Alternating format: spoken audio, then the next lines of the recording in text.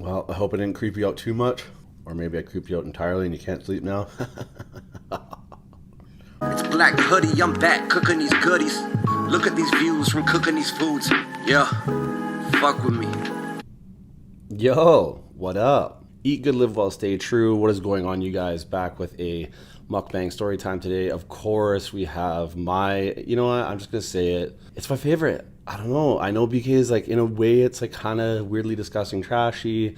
It seems lowball, but like, I just, as time has gone on, time and time, it just proves again and again, it's delicious. And I would choose it over like a lot of stuff.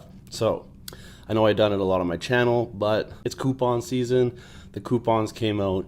You can't say no to a toucan dine for $10.99. The toucan dines came out. I'm like, you know what? I gotta dine. Even though I'm one, I can dine for two. Or at least I can try. So once I get my BK crave, it's game on and game over all at the same time. So you guys know I got the Whopper, classic, the best. Heavy all, extra sauce, extra veggies. I'm a veggie saucy guy. We got the chicken sando, the weird football shaped sort of one. It's like half a sub sort of thing, you know what I mean? Of course, we went with the fring combo, fries, rings. Now, new development, probably not America, because America's all, you got every single pop on tap or soda, but BK just introduced cherry Coke on the tap. Pardon me? That is revolutionary to me. A cherry cola beverage on the tap? Come on. Also, we're going to tell you my most scary story since it is October and that was requested from the last video. I will tell you my most personal ghost story. Now, disclaimer, when I had 800 subs, so that's a long way from 33,000. So if you're an OG rider, you've heard this before. Or if you've creeped me that far back, you've also heard this before. So shout out to you for being a huge creep or an OG rider. But I'm thinking that, you know, there's so many new people that I can reshare this because to me, it's pretty crazy. And also it's just like, I've had like 2 or 3 experiences, but this one is definitely the most like intense one. So I just feel like I want to reshare it and tell it to all the new people on the channel. So let's get into the food. So if you guys know me, you know I'm gonna have to investigate a little bit, just see what's popping. So the lettuce game, a little bit weak. They didn't really hook it up that good. There is a nice amount of tomato, chill amount of onions, chill amount of pickles. So they didn't really do it that proper, but that's why I'm here to do what I need to do. Always extra ketchup.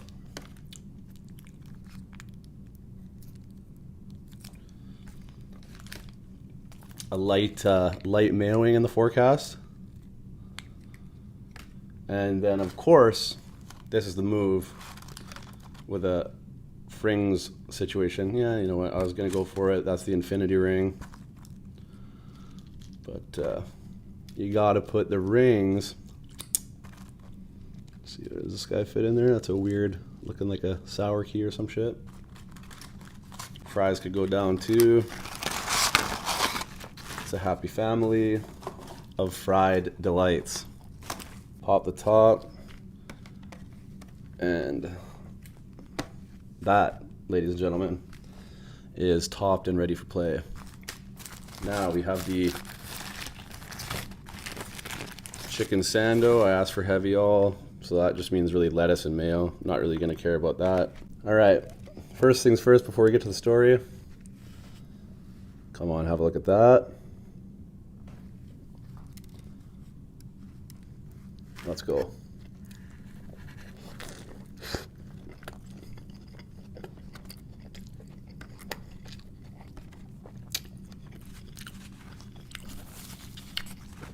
Gotta vacuum up those lettuce scraps always. Oh my God. So good, I was craving this so hard.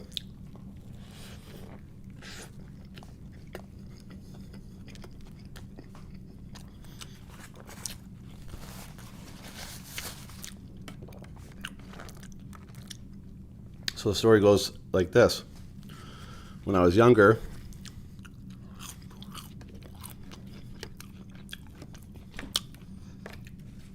I gonna say I was, again, in the neighborhood of maybe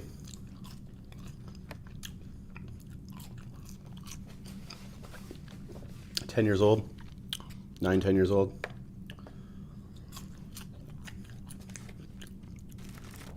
And my parents got divorced really young, or when I was really young, I should say. So my mom moved into an apartment in a old mansion, you know, like an 1800s mansion that's been retrofitted into apartments. There were 3 on the main floor and 2 on the top floor. My mom had the furthest one on the top floor. And when I say mansion, this place was big. It was a stone mansion, huge yard, all like enclosed by huge hedges. And the apartments were quite large, actually massive to be honest, considering the places I lived in.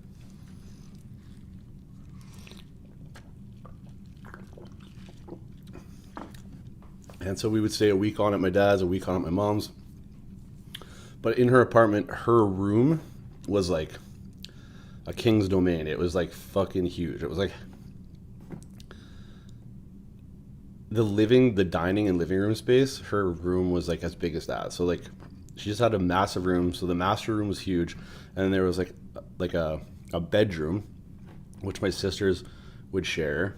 And then I was left in my mom's room, but over by like her window, she had like this thing called like a day bed, where she'd like put throw pillows and like she'd like lay on it and read like in the daylight or whatever, because light would come in the window. And you know, it's been a minute since I've had one of these sandwiches. Let's mayo load it. Who cares?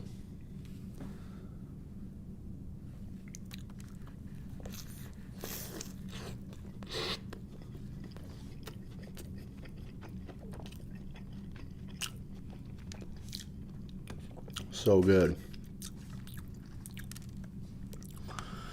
So yeah, anyway, so I would stay in my mom's room when I was there.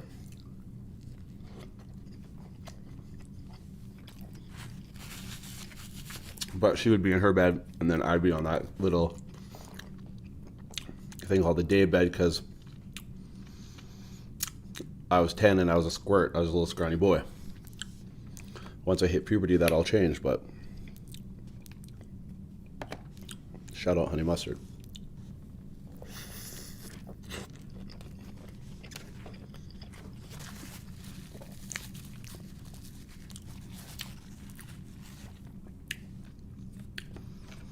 So legend had it at this house, when the family used to live there, a lot of really terrible shit went down. And then it was said to be that multiple murders had occurred there at one point in time.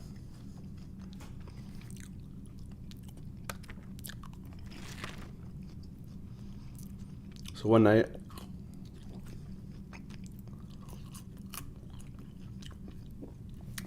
I go to bed, so like in my mom's room, and I would always ask her to leave the door open because I was, you know, young little bitch, scared of the dark and shit. And then so where the moon would be in like the front of the building, essentially, her bedroom's kind of in the back, but like the light from the moon would shine through the huge windows in the living room, down the hall, and light up her doorway. So when I was laying in her bed, or well, sorry, my bed, but in her room, I can see out into the hallway. Like the door frame would be illuminated, so that I could feel like comfy and safe, and like I could just go to the bathroom, and you know what I mean, all that shit.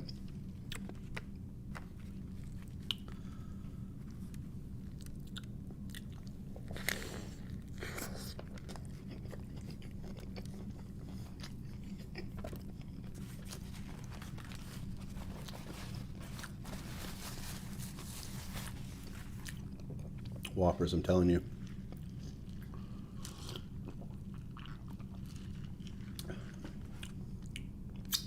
So we go to bed.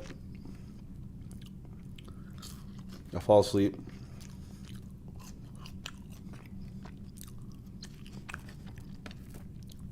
A couple hours later, I wake up and I look out into the door frame. And in the doorway, and like I said, because it's a mansion, they had high ceilings, you know, big luxurious spaces. So the door frames were really tall. I want to say like 8 feet. And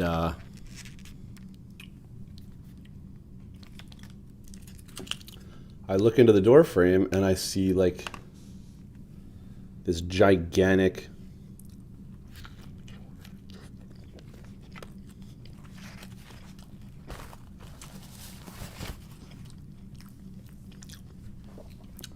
person, but shadow person.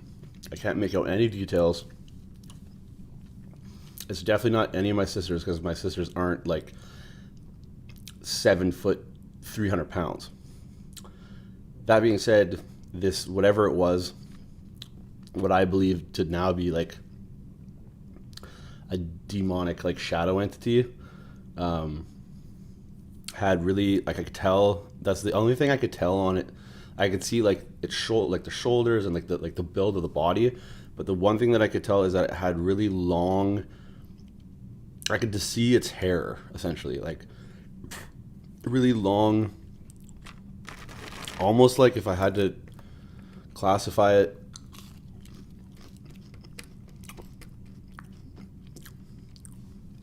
it'd be like banger hair, like rocker hair, like headbanger, you know?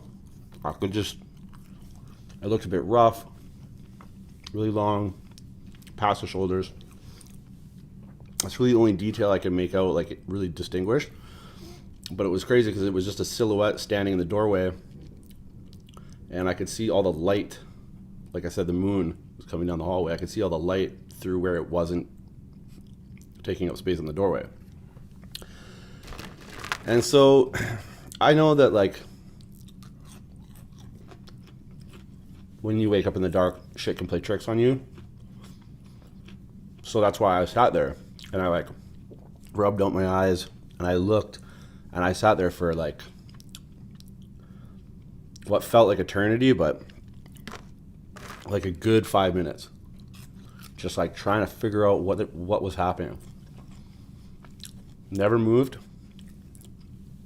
Never heard anything. It was just standing there looking directly in the room. And so I don't know if it was looking at me or just, I don't know. It was, I'm getting goosebumps right now. It's fucking creepy. And so as like a child would do, like I just was like, I'm not going to get up and do anything about this because fuck that.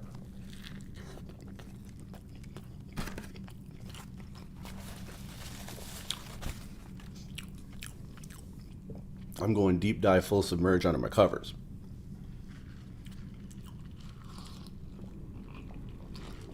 So that's what I did. I went under the covers. I just waited it out.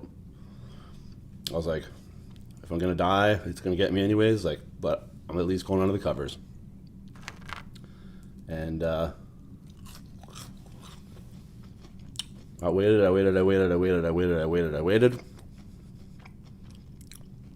Came back out eventually, looked out into the door frame, completely gone. Back to empty, moonlight, I could see down the hallway again. I was like, holy shit. So from there, I could fall asleep, and then whatever. Now, I basically kept that low key for a long time.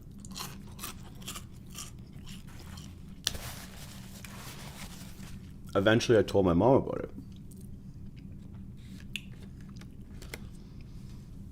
And my mom's like, yeah, I know. I'm like, what do you mean? Yeah, you know. And she's like, I've seen it.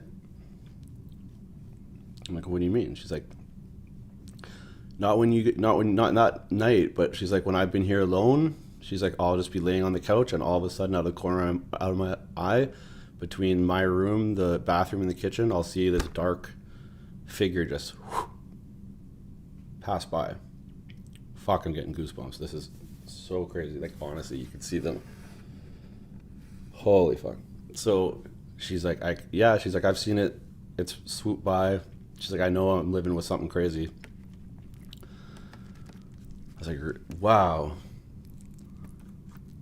And then she's like, there's also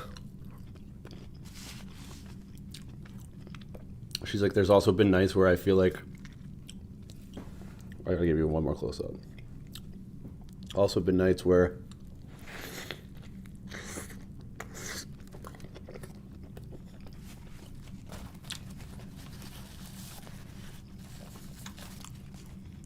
I've been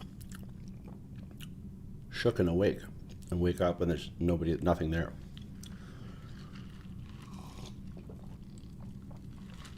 But she could swear that somebody, you know, shook her to wake her up.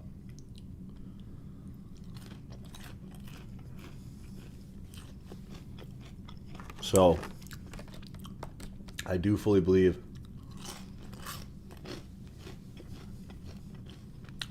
in like paranormal entities, like ghosts, I don't know, demons. That thing looked to me like a demon. I did not look like that was a big, black, crazy haired shadow figure.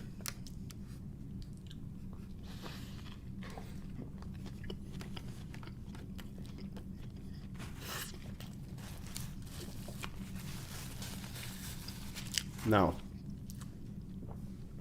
another thing that happened that was sort of creepy, not as creepy, but same thing at that same place. My mom met this woman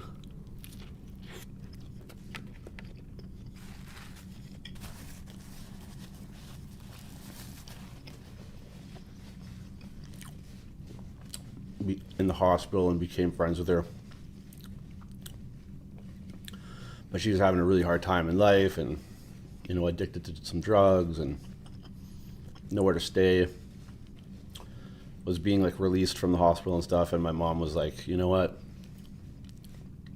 You can come stay at my place for a while. Like, my kids are only there half of the time. And I can take you in for a little while, try to help you out. You know, try to make sure you stay clean. And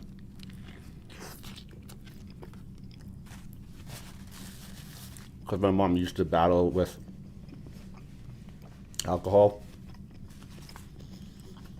but she was sober, so, and she still is, she's fine now, but so she understood this lady's struggle, so she was like, come stay at my place, da da da. And like me and my sisters met this woman, her name was Kathleen, and you know, whatever, she was nice and whatever and cool, and but she dressed in like all black leather. She's a bit like a rocker, and like her favorite animal, like she loved black cats. I don't know how long it was after, but not long, not shortly, but like sort of sometime after she stayed at with us at my mom's, she ended up overdosing and dying.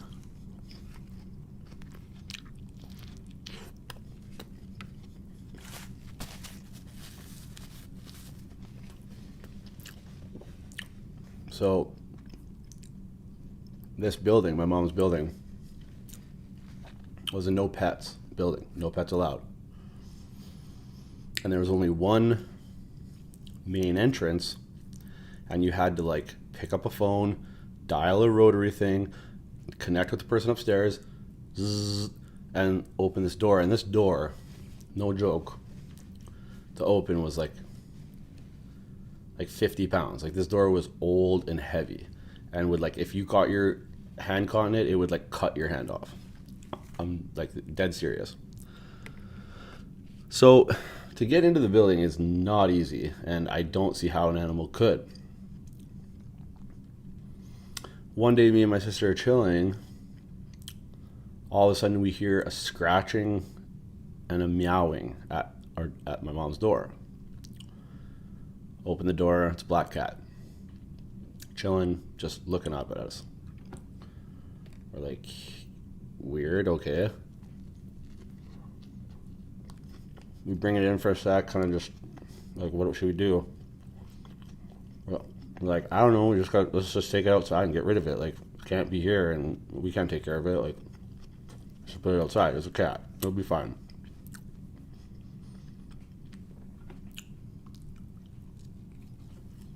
So my sister grabs it, takes it outside. We dump it outside, right out front of the big door. Close the door, make sure everything's, you know what I mean? There's no way this cat's getting back in.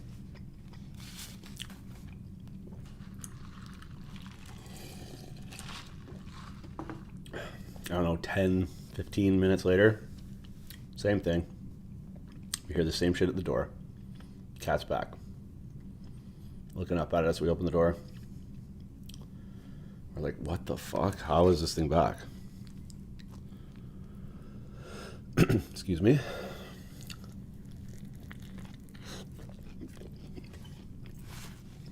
Like, where's it getting in? No idea. Take it out.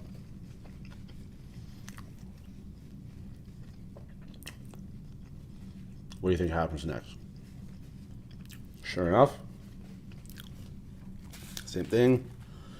15 or so minutes later, third time. Back at our door. Scratch, meow, let me in.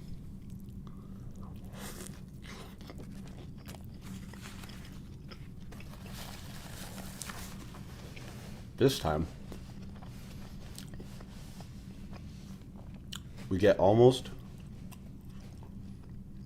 to the door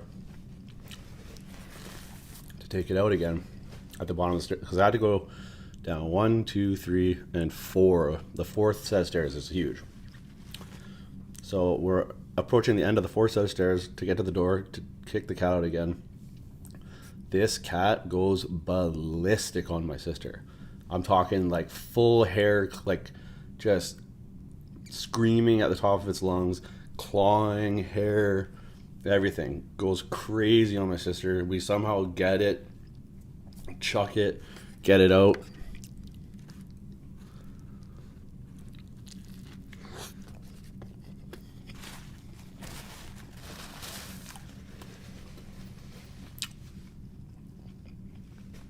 This time, it doesn't come back, doesn't return. And I don't know what, like, I know it's like whatever, but it's just creepy to me that, like, this lady that was taken in, the fuck was that? This lady that my mom took in, favorite animals, black cats, dies. No pets in the building, and this cat repeatedly somehow gets into the building.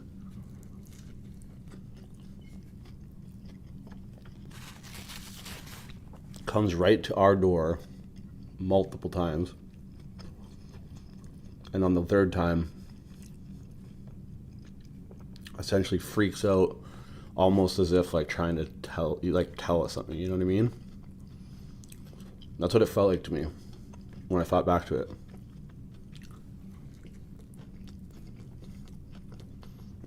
I felt like it snapped because,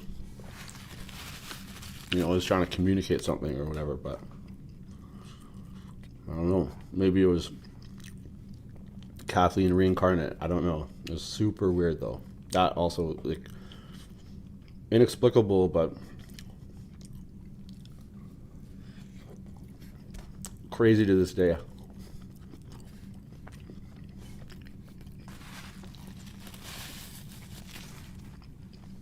I'm so full.